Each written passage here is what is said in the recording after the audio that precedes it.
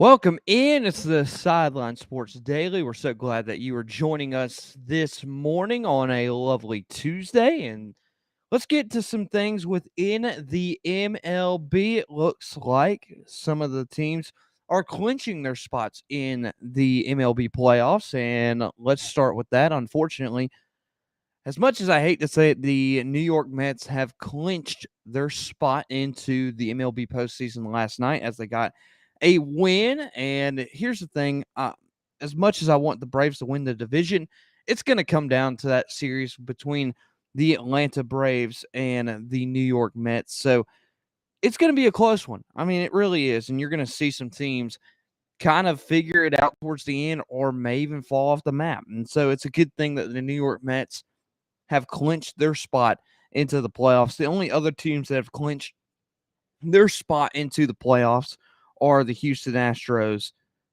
and the Los Angeles Dodgers. That are the only teams that have clinched spots into the playoffs. The Atlanta Braves are a game behind, and they got a crucial game tonight against the Nationals, which they won against last night 5-2 in a big way. You saw Austin Riley contribute. You even saw Matt Olson, who has been struggling, contribute as well. You saw William Contreras contribute as well. You're going to see a lot of guys contribute towards this run, towards the MLB playoffs, and that's a good thing for the Atlanta Braves. Let's look at their schedule ahead, though, because you look at these two in the NL East race division, and these two teams are going to have a schedule that either favors them or hurts them towards the long run. So let's start with the Braves. They got two more games against the Nationals. That's tonight and also tomorrow night. And then they have a 4-game series on the road against the Phillies and then 3 against the Nationals. And then they head back home. They play the Mets at home in a 3-game series and then head to Miami to finish off the year in a 3-game series. And then let's look over at the New York Mets. As like I mentioned, they got a huge win last night over the Brewers, 7-2.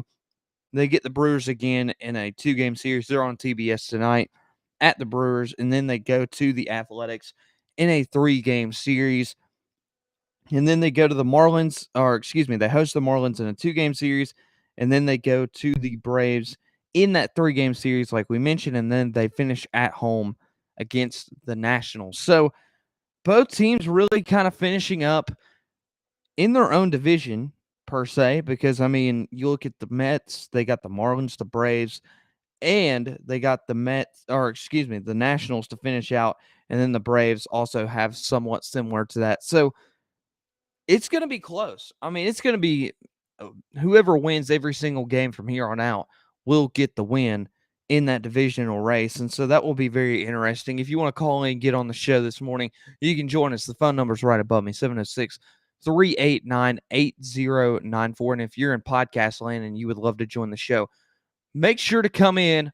We're live every single day, every single morning at 10 a.m. So come join us every single weekday at 10 a.m. All right. Like I said, if you want to call in, join the show, ask a question, numbers right there, 706 389 8094 as we talk about the MLB and its playoff. Like I said, the Braves, they got to just keep it consistent. I know that they've been behind, but I want to bring this topic up because I think this is a very interesting topic that was kind of brought up last year during the postseason. It was the Los Angeles Dodgers couldn't go all the way last year because they struggled and kept fighting throughout the whole entire season to win that first spot in the NL West. And I think that's what the Braves and the Mets are doing right now. They're just battling it out. They're getting so exhausted. They're getting so tired. I mean, even the Atlanta media is saying, hey, these guys are getting tired. Like they're getting exhausted, literally just fighting for their lives in this MLB postseason race. I mean, and it's true. You look at the guys that are fighting right now. I mean, you see Matt Olson's on a slump. You've seen a couple of guys on the Mets with a slump. Pete Alonso's been on a slump a little bit here and there. You haven't seen the consistency out of these guys. And that's the thing. When you battle for one position the whole entire season, it makes it a little bit hard. And that's why the Braves, I feel like, won the World Series last year. They weren't really fighting for the NL East division. They led by so many games that they won comfortably. They won the NL East comfortably. And they didn't even have to battle it out. And so that's the thing with the Braves right now. They're trying to battle each and every single day, and they just look tired. And by the time they get to the point where you play somebody like the Dodgers, you play somebody like St. Louis or whoever's in the lead on that side of the division. Let me look real quick. Yeah, it's St. Louis. St. Louis leads that side in the NL Central, right? And so when you look at this and you go, okay, you're going to have to battle. You're going to have to continue to fight. And I know you probably have the third best record in the National League. You do. And that's a stat. But you've had to have that because of the fact you've had to battle against the Mets all season long as they lead by one game right now. It's tough. It really is tough for the Atlanta Braves right now. And it's going to put them in a situation towards the end of the season where they'll have to make a decision. Hey, do we rest some guys towards the end? You're in the playoffs, but you're not going to win the NL East. And I know that's a big goal that the Atlanta Braves organization has each and every single season, that they want to win the NL East. I think anybody wants to win their division, right? But I think there's going to have to make a sacrificial decision to say, hey, we're going to keyword have to, sit some guys in order to be healthy for this long postseason run. And yes, you may not win the NL East, but it will give you a shot to win another title. And that's a decision that Brian Snitker and company will have to make. And it's the decision the Mets have to make as well. I mean, you can continue to fight and wear yourselves out, or you can make yourself ready for a long postseason run. We'll see what the Atlanta Braves decide to do in that side. Let's talk a little bit about how this postseason race may look for the MLB right now as we look at the standings and at some of the wild cards as well. Let's look at the standings first. More than likely, the Yankees will win the American League East. They had that little bit of time with a slump, but they've been able to pick it back up since then. They've been able to win some crucial games. They're only 5.5 ahead of the Toronto Blue Jays, 6.5 ahead of the Tampa Bay Rays. So it could be close. It could come down to the wire. But I think New York will probably end up winning that. They got a lot of talent. There's just no denying how talented New York has been this year.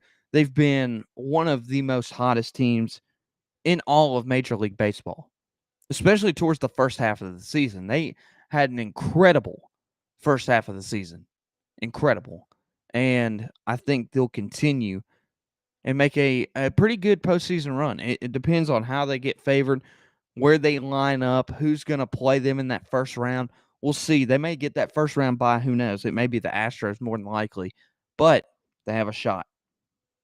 In that Central Division in the AL, this is going to be a close one. I think this may come down all the way to the wire. Cleveland, the Guardians, I made sure I had to say it was the Guardians because it still throws me off that it's not Cleveland, right? They lead by 4 to the White Sox and then 7 to the Twins. Kansas City and Detroit are already eliminated from playoff contention.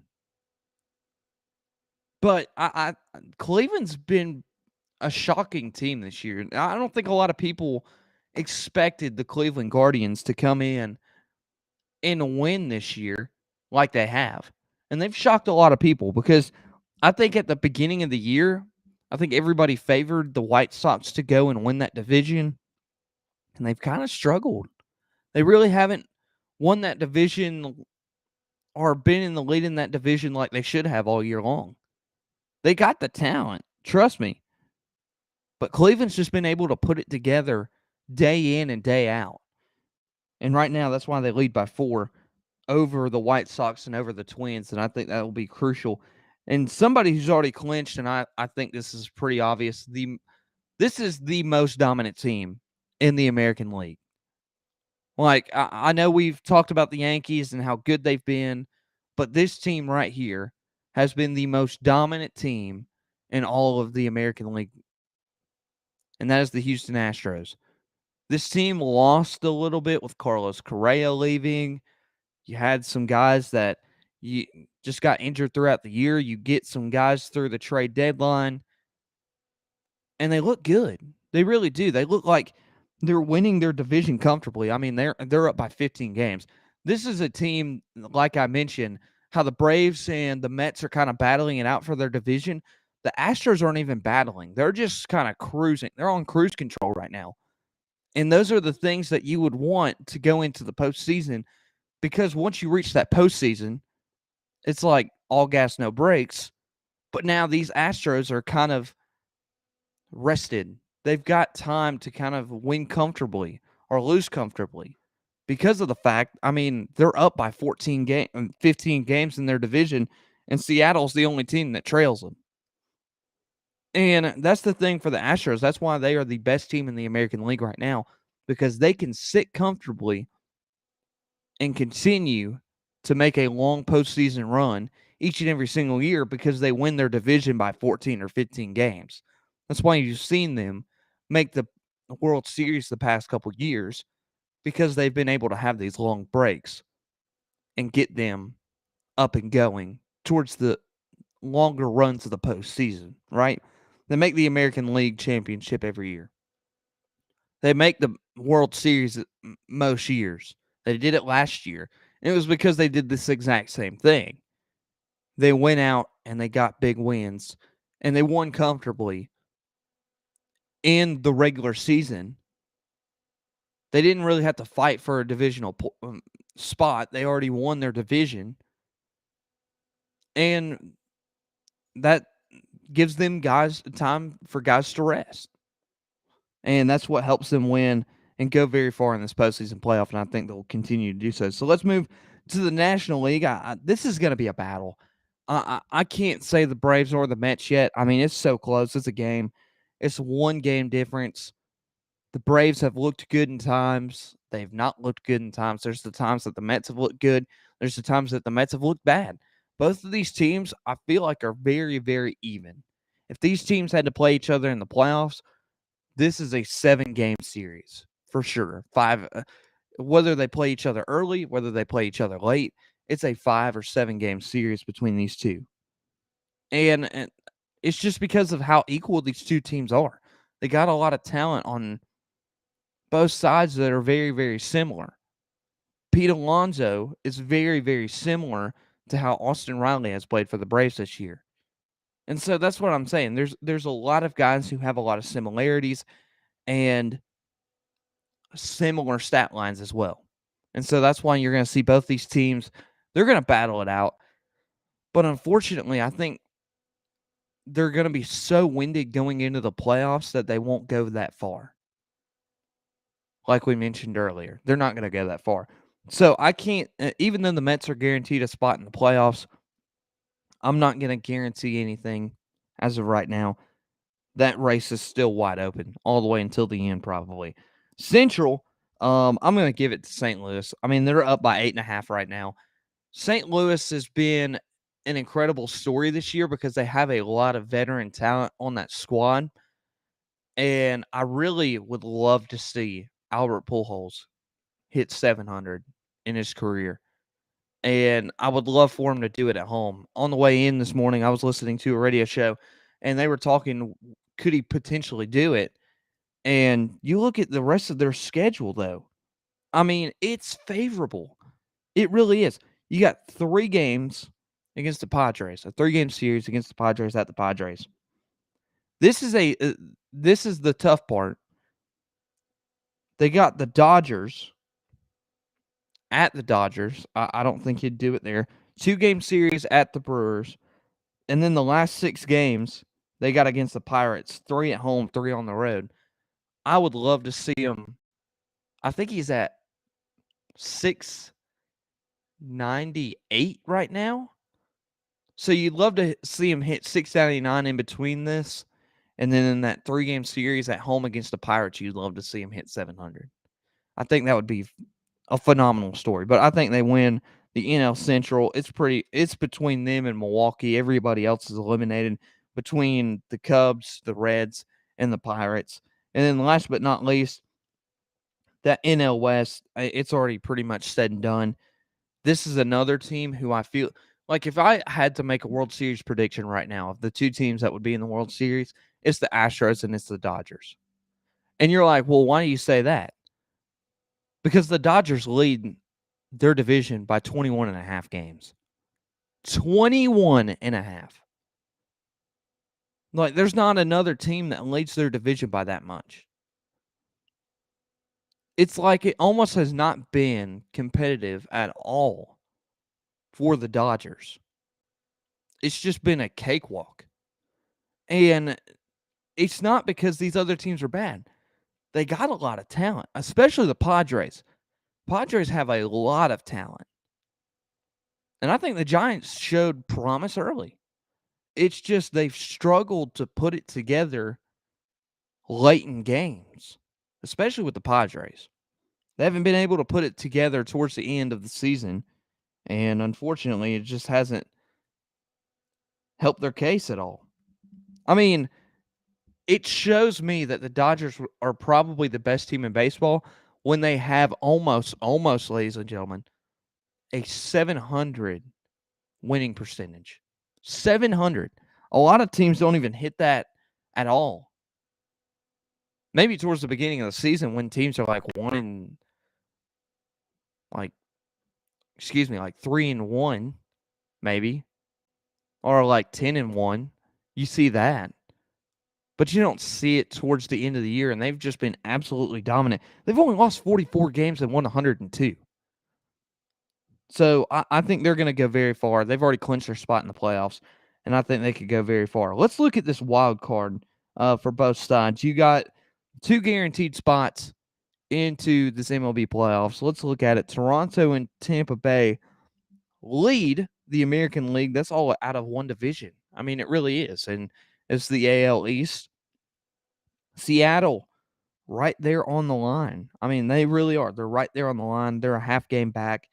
And then Baltimore is 5 games back. So it's really between those teams. Baltimore could make it, and that would be a story for a lot of people. It would be a huge upset if the Baltimore Orioles made the MLB playoffs. It would be huge. It would be one of the biggest storylines, I think, in sports for this year.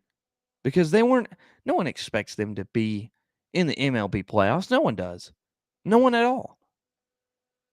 And they have the potential to do it. Now, granted, some things would have to happen in order for that to happen. Toronto and Tampa Bay would have to lose some games, and they would have to win some games. But it's very possible. I mean, it's happened. So we'll see how that happens. Baltimore is on the trend, though. They are going up. They literally have done this for years where I wouldn't say they've tanked because I don't think teams purposely tank. Some do, don't get me wrong. Some get through the middle of the year and they're like, you know what, we're done. And they just don't compete anymore. But for past years, this team has not been good at all. They've got the draft picks. They've went through the farm system. And this is one of the top farm systems probably in the MLB. And it's been a sleeper team within the MLB. And now you're seeing their talent come into fruition at the MLB level. And it's starting to make a lot of noise around the MLB. And I think now with a full season ahead of them next year, this is a team to watch out for next year. So watch out. Orioles, even though they may not win and make the wild card this year, this is a team to watch out for next year for sure. All right, National League right now, the Braves lead. They're up by 11.5. They're almost, I think if they win tonight and the Brewers lose tonight, they are automatically guaranteed a spot into the MLB playoffs, whether that be the wild card, whether that be winning the NL East. They're guaranteed a spot. Both of them are. San Diego, they lead by a half game to the Phillies, and then Milwaukee trails by 2.5, and then the rest of that race is pretty much said and done. San Francisco's not going to get in. They're 10.5 games back, and Arizona's 12.5 back. So you're not really seeing a lot of teams going to compete. You're just not. So the Braves are almost automatically set in stone to make the playoffs. It's whether they win the division or not against the Mets, and that will kind of play itself out towards the end of the season. And that is all of our MLB news. So that is going to end the show a little bit early today, but it's okay. Next time we come on, it will be tomorrow morning right here at 10 a.m. So make sure to go check out the Sideline Sports Daily right here every single weekday. That is Mondays, Tuesdays, Wednesdays. We probably will not do Thursdays because we have the Sideline Sports Show on Thursday.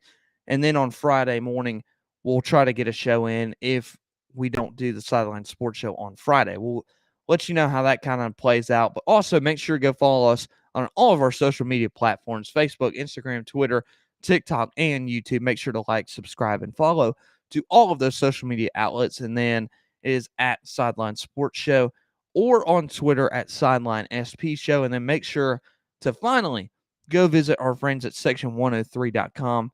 They have the most comfortable, I'm not joking. I was telling somebody the other day, I was wearing my Georgia Tech shirt on Monday. It was kind of like, it was Sunday.